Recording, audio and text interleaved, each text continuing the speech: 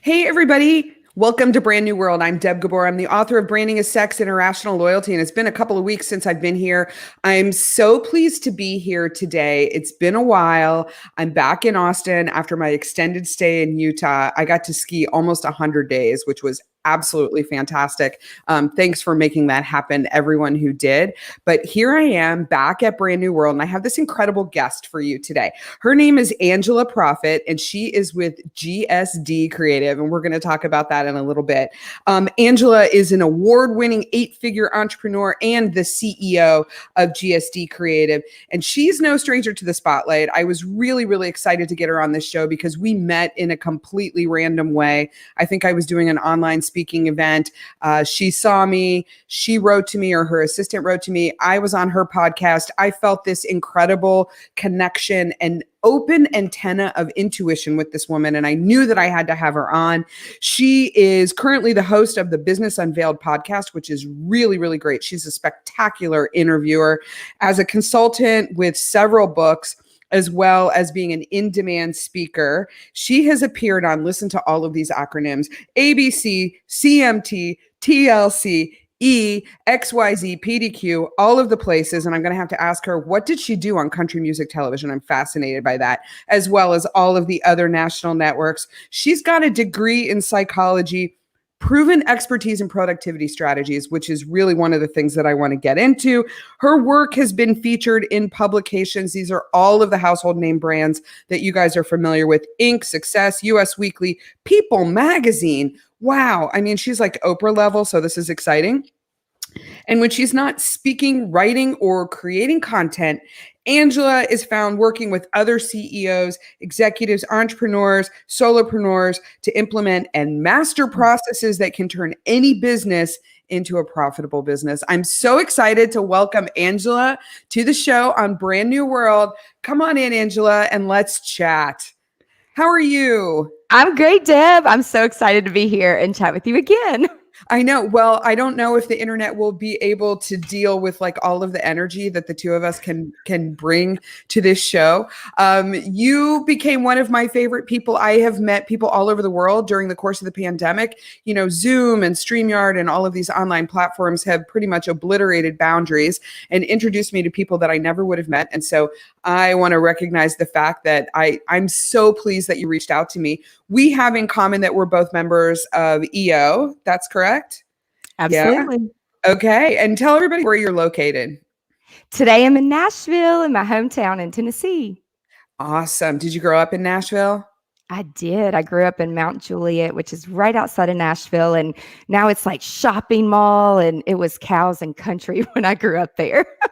So I have a similar situation here in Austin, Texas. You know, when I first moved here, it was a 1-horse town, and now it's a 2-horse town with twice the population. Like our population doubled in the same amount of time that I've been here.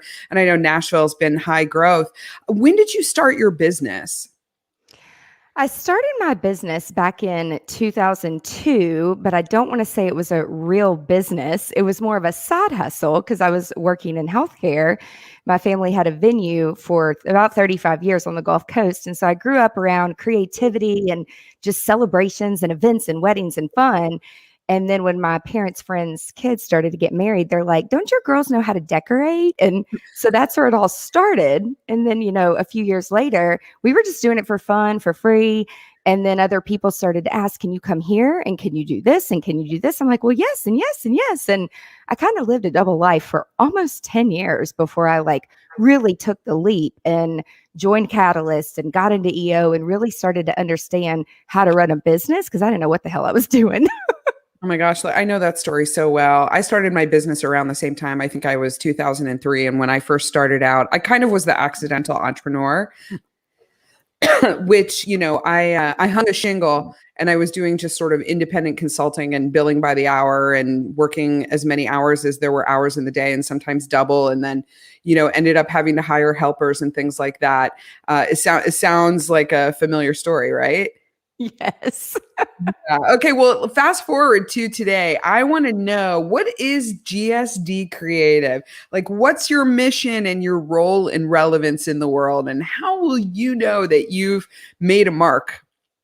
Yeah. Well, before even GSD Creative was founded, which was in 2010, our town flooded, like venues, homes. It was completely unexpected. It was the first weekend of May, and we had 8 displaced The events first going weekend of on. May, like it would have been like right now-ish. Uh-huh. Yeah. Yeah. So like 11 years to go around right now.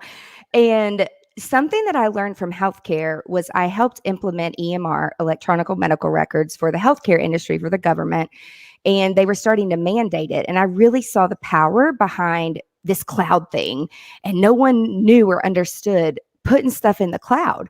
But when I started my business and made it a real business and got a business license and insurance and a business manager and all that, I always knew how to put everything in the cloud and like name it appropriately so we could find it easily.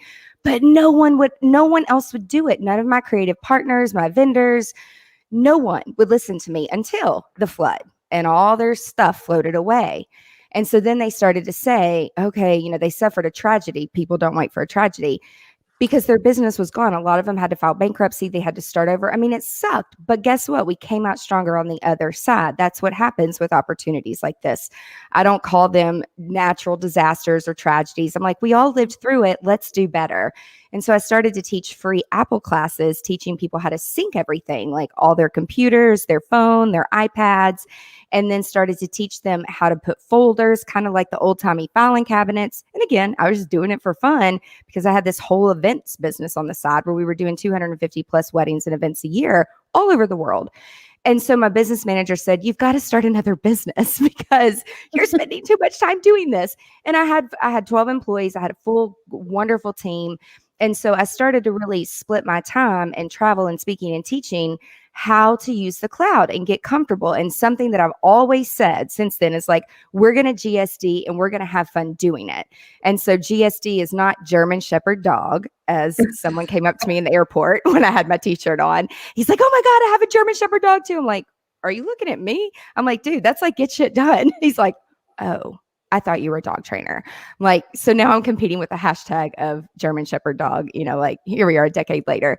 But it's all about efficiency and getting shit done the right way, because just because you're busy and your calendar is full doesn't mean you're actually productive and saying yes to the right things. I think that's great. And the German Shepherd dog thing is funny. As late as yesterday, somebody contacted me with a private note on Facebook and said, "Is the show that you're doing tomorrow about German Shepherd dogs?" Shut Um, up. so, so so it's it's a crazy uncle of mine who loves German Shepherd dogs. So I got a good laugh out of that, and I was like, of course it's not about German Shepherd dogs. I have an Australian cattle dog, not German Shepherd dogs. So I was like, why would I do a show about German Shepherd dogs? So one of the things that I love about your brand, this is a show about branding. One of the things I love about it is that it's sort of fun and irreverent, and you, like me, use a bad word in your brand. I wrote a book, Branding is Sex, Get Your Customer Laid and Sell the Hell Out of Anything. My parents are really proud of the fact that that's how I used all of that college education, all this business experience, just to be crass in public. Have you had any challenges with the brand, with the name of the business that you can share? Yeah, it's kind of funny. So we've been banned from YouTube. I had to completely start a new channel. There are trolls out there, people, when I'm just trying to help people. And I grew up with my dad was like an undercover drug detective for the railroad, and every other word was a curse word, as my mother would say it. My mother's like a saint, would never say a cuss word, just this sweet little perfect church saint. And so she's like, "Can you just say stuff?" I'm like, "But Mama, that's not how I talk. Like, I'm going to be me." But there have been times where on YouTube we've been flagged, or on Facebook we've been flagged. We've had things muted just because we had the word shit in my old background that had like GSD and it had the word shit in it. And I'm like, this is just a normal word. Like, it's not a bad word. But just like your book, like you're speaking at one of our events that we're helping plan and put on with the Entrepreneur Organization, and your title stands out amongst all the other speakers because people are like, "Well, that's fun. I want to hear about that." And so it's not a bad thing. Like, if it's you and it's part of your brand, people want to hear different. They want to hear unique. And when things pop out, it's memorable. And I would rather people know me. Like when I go and speak, they're like, oh, that's the get shit done girl. I'd Right. rather them say that than remember my name. Like I don't even Mhm. care about that, because the legacy and the outcome of what you mentioned earlier is, when I'm dead and gone, I want my family and my friends and people that I worked with to say that girl taught me how to be present in my life. So I wasn't running around like a chicken with my head cut off. And when I was with my family and I was with my friends, my work was at work because I was freaking productive and she taught me how to GSD. And that's what I want to really be known for, so people can actually be present in their life. So it's kind of interesting. I don't know if this has ever happened to you, but sometimes I use the title for my keynotes. It'll be branding is sex, attracting legions of irrationally loyal fans, or branding is sex, get your customer laid, or I used to even start out some keynotes where I would take the audience on a guided meditation and I make them close their eyes and imagine the last time they had a toe curling, mind numbing orgasm. I used to be known as the brand dominatrix, right? And there's a lot of issues around why I'm not the brand dominatrix anymore. And a lot of them have to do with just sort of conditions for women in the workplace. And I was inviting the kind of attention that I think a lot of women were experiencing in their workplaces in an unwanted way. So I really stopped doing that. But I haven't let the branding as sex title go, because it is me. It is part of me. My publisher encouraged me very, very strongly to go to market with that title, and it's been very successful. However, I have had the situation before where I have turned in a keynote topic for an event where they may be paying me a lot of money, and then they ask me, can you change the title of your keynote? And that's an interesting situation, because it's hard for me to it's hard for me to do that, because that brand is part of who I am. Brands are part of your identity and the brands that you use. So I think about event planners and speaker programmers and the people who are putting these things together. You selected me because you thought that I was going to add value to your audience. For you to ask me to change the topic that I'm speaking about, or to eliminate the word sex. And then I had a keynote last weekend, my first in-person event in about 15 months at a finance conference. They were like, could you not use the word branding? That was interesting. Have you What? ever had a situation like that where an event or somebody has asked you, like, can you, besides your mom saying, can you just say stuff? Have you had anybody ask you to dial it down?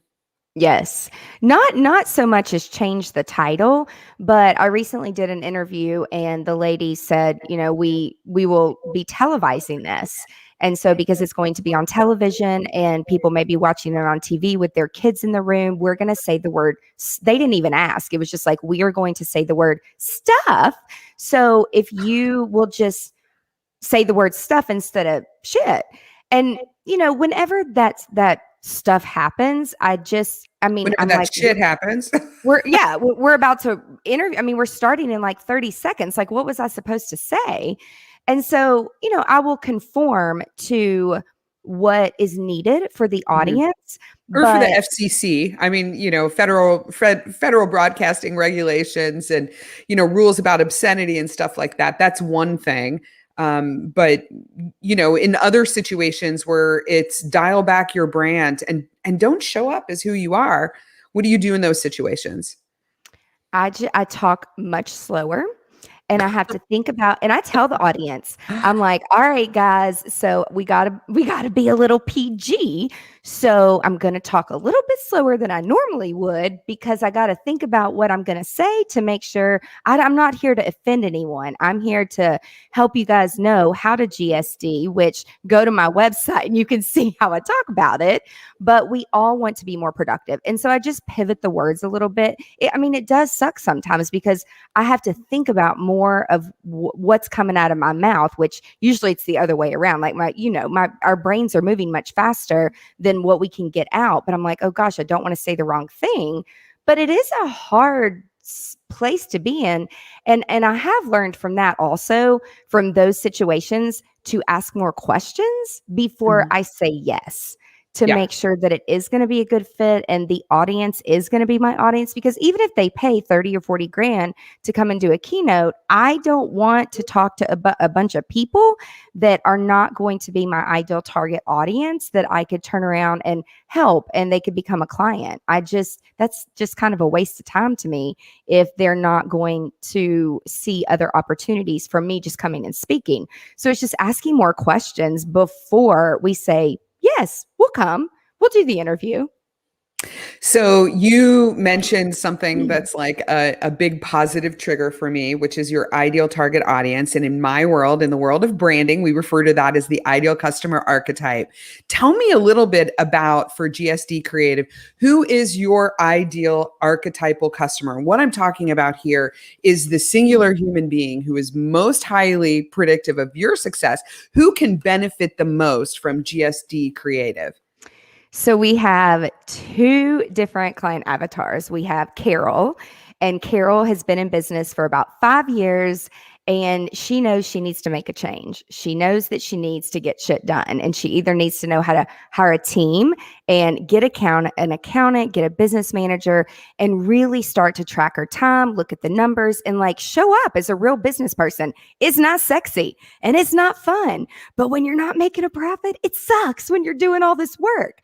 And so we have an online GSD Academy that's really perfect for Carol, who can work at it. It's an 8-week program where I pop on once a week and clarify anything or offer any experience shares. And that's Carol. That's our online client avatar. And then our private client avatar, his name is Conrad. Conrad is likely to have 3+ businesses. He is around 44 years old and he's married. He has 2 teenage kids. He has multiple businesses, and he knows that he needs to show up and have a strategy for his team because he already has teams across all of his businesses, and they need to do content. And they need to understand how to do the right kind of content so they're not wasting their time. And so we'll go in and do training to teach them how to do copy based on psychology, based on the way that their client avatar needs to hear the message. And then we do a whole 90-day strategy for them around their services or whatever their goals are. And going into these companies, they just want it done for them. And they want to make sure they have the right guide and they're doing it the right way, that all their analytics are hooked up. And, to really execute content creation for your target audience, it really takes about 5 different people and personalities to really hit it on the head. And then we teach them how to A/B split test and things like that. So those are the two. They're very different in their journey of being an entrepreneur. But after working with private clients, we really saw the need. It's like, I want to help. And a lot of our clients are women that are online. I want to help those women too, because guess what? They may not have EO or Accelerator or Catalyst. And if I didn't have those people around me, I would not be where I am today. So that was really important to me, to be able to help both sides.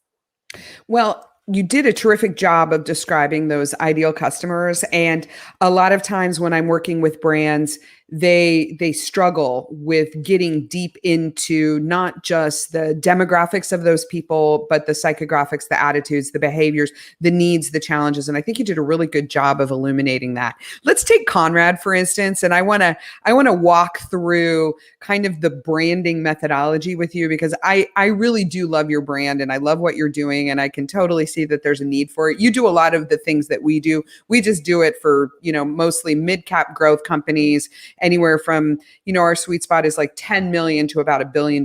We also work with, multi-billion dollar brands, but that sweet spot for us is, somebody who's running one of these grow or die mid-market businesses that's looking to exponentially grow revenue or double in size in the next couple of years. And the person inside the organization, we're really aligned to them. We offer similar services. You and I, we probably don't play in the same sandbox, right? But when you think, let's take Conrad, for instance, when you think about Conrad, what does it say about him that he uses GSD Creative for this? What it says about Conrad is that he cares about the consumer and who they're serving, and he cares about his team because he knows that his team needs leadership and guidance, but he doesn't have the time to do it. He doesn't want to do it, and he's going to bring in someone who has a lot of experience in knowing how to do it. And if Conrad is going to go away for 3 weeks to Europe because he is partnering with someone to open a new brand, he knows that I'm going to teach them and guide them in the right way, that he doesn't need to go look in the corner and be like, what is Angela and her team doing? Like, are they doing shit the right way? No, because we have case studies, and 99% of our private clients, they all come through word of mouth. Many of them are EO members. They are part of communities where I go and I've worked with other people. And a lot of times they're not even looking on the website. Their buddy that they played golf with used our company to help get their people ready and do what we do. And he's like, gosh, this made such a difference. And so usually it's a word of mouth thing because they're sharing a story of how we helped them become the hero for their brand. And then they just come to me and say, well, how much is it? Can we just tell me, when can we start? And I'm like, well, hold up. Let's make sure we're a good fit first. Yeah. Yeah. So, they know that they can really come and trust. And the other thing with, us using shit and sex, it's like, I'm not afraid to tell you how it is. Now I'm going to do it in a sweet Southern way, the smile on my face. But I'm going to tell you how it is. And I'm going to tell you if that's a bad idea, we will let the data decide. And that also puts their ego into check sometimes, because I'm like, what you want and what consumers are clicking on is two different things. And so we really win the staff and the team over because they're like, oh my God, no one's ever told our boss that. And then we have had recently, I think the last time I talked to you, we had a client that said, I don't care what the data says. I want to do what I want to do. And I said, well, buddy, we don't work that way. We're not able to get results if we don't follow the data. So this relationship's not going to work. So good luck. Peace out. That's so interesting, because I remember the last time that we talked, I was in the midst of firing a client who was not a good fit. She just all the way around didn't really fit the criteria. Plus she treated my employees like shit, and I am zero tolerance on that. Like, that is not okay. I watched a Zoom, like the video from a Zoom call, and I saw her just being a shrew to my people. And that it done from that point forward, done. So not a good fit. So you answer my question, what does it say about Conrad that he uses your services? My favorite and the most difficult question to answer about a brand is, what is the one thing they get from you that they can't get from anyone else? It's the hardest question to answer, the most important. And it really points to singularity. What's singular about GSD Creative that they can't get from anyone else? If I had to pick one word, I would say I would use the word psychology. Okay. Because not a lot of companies that are helping people do strategy have the psychology background. They didn't work in a mental hospital. They don't have a degree in that. They didn't study that. And so having the background, my uniqueness is really the psychology, because they'll go and get quotes from other people, which is great. I encourage people to do that, shop around. But a lot of leaders, they're not also as involved as I am still involved, but that's a choice. Like, I like to be involved and I like to bring the psychology to that table, because no one else on my team has a degree in psychology. They didn't work in mental health. And so bringing that psychology, not only to understand how to do copy for your consumer, but also how to implement change within your team and how to pull the strengths out of each of your team members. And so I'm a facilitator. I'm certified in one of the psychology methodologies. And so before we ever even start to do anything with a client, we go through that psychology methodology. And I really start to understand, who am I teaching or leading? And then I customize the message the way they need to hear it. And it has to start with the team. You've got to get the team buy-in first before they're going to understand why it's important that we're going to come in and ask them to do all these things. So I would say my uniqueness is really psychology. That's really interesting. We recently, in the last year, onboarded a director of research and insights who has a PhD in experimental social psychology. And it's added so much to the research that we do with consumers and business purchase influencers and things like that. So I think psychology really is an interesting differentiator. Not a lot of marketers out there who bring that kind of acumen to the table. So that's really cool.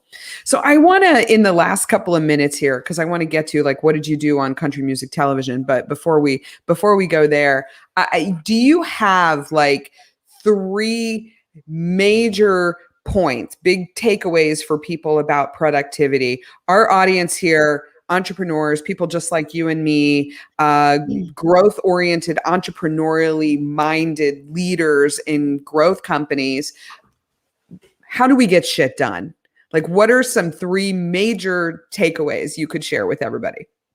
Yeah. So the first thing is with your people and your team members, your employees, use some type of psychology methodology to make sure that you understand as the leader how their brain is wired.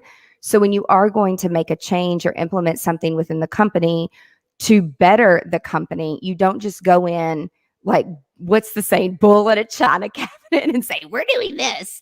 It's like you really have to show up and tell the people why. There's 4 personalities that we use. And you've got like the planner, the person who does not like change. They're very, very the same thing every day.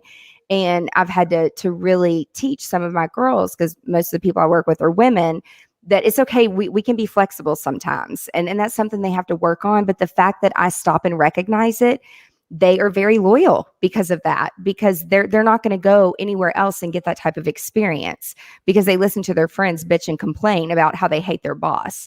Then you've got the person that is the customer service driver, the person whose happiness comes from making other people happy. And so bringing emotion and feelings to the table when you're going to implement something's really important. And then you've got the analytical, the researcher, the person who's like, how much is this going to cost and why are we going to do this? Like, is this really worth it? And what's the ROI? And then you've got usually the person like Deb and I, like we're the risk takers. We are the ones that say, hey, we need to make sure that we are changing and we are doing different things, because otherwise we're going to get the same result, which we get really bored with those results. And so understanding how to communicate to your people. If I hear a lot of our clients are over 50 and they'll come to us and say, oh, I'll just give an iPhone to a millennial and they'll figure it. And I'm like, no, they will not figure it out. We have to create a process and a strategy that actually brings them anxiety when you are not clear. You have to be clear. And so you've got to learn how to communicate with your people the way they need to hear it. That's the first thing. The second thing is, if you don't time block, and if you run around, if you're the leader and you run around like a chicken with your head cut off, you're making all your people feel that way too. And then your people are making your clients feel that way too. So making sure that you really value time, how you spend your time, what you say yes to, it's going to trickle down. And then teaching your team members how to value their time. And in my organization, I tell people, if I'm asking you to do something and it's taking you way too long, I need you to tell me. I need you to tell me so we can figure out a better way. Because usually there's a software, automation is great, but guess what? If people don't know how to use it correctly, or if it breaks, you're screwed. So you really have to understand, how long does it take you to do something? And the only way you're going to know that is to actually track your time all the way through a project. And then after each project, sitting down, having a wrap meeting, as I would call it, and making sure that you're actually profitable and being transparent with your team members. So that's the other thing that really helps people GSD. Now, once you track your time, you want to go back to your client and ask about the value. How much value did you bring to their company? Because then you can better gauge on how to price your projects based on the value, not so much about the time and how much time that was spent, but you better be profitable. So you only know that if you're tracking time. And then, you kind of force people to do it. And I'm like, if it's not on the calendar, it doesn't exist and it's not billable time, and then you're not going to get paid. So you've got to put a process into place to know that. And then the last thing I would say is, before you invest in all this software and all these tools and all this automation, make sure it's going to work for you and most everyone in your company, and get them trained. Don't implement a HubSpot, which is where one of my team members, she was like, oh my God, there's this lady, Deb, and she's amazing. And like, she has to be on our podcast. Like I've already reached out to her. Like, and I was like, cool, that's great. And then I saw your name. I'm like, Amanda, she's one of our speakers for EO. She's awesome. But it's like, don't go implement HubSpot and then tell your people, go through the university and learn how to use it. Because some people can learn and watch videos, but then other people really need their hand held. And so offering both and showing up and kind of forcing people to go through it and understand it, the outcome is going to be so much better when you actually train them on how to use all of these tools. And so just assuming, because you have a bunch of younger people, they don't know how to use these CRMs. They don't teach that in school. And there's so much of what we do within a business that is not taught in school. I would say all of it. Like as a person, with a business degree, I didn't learn anything about what I'm doing and how to do it.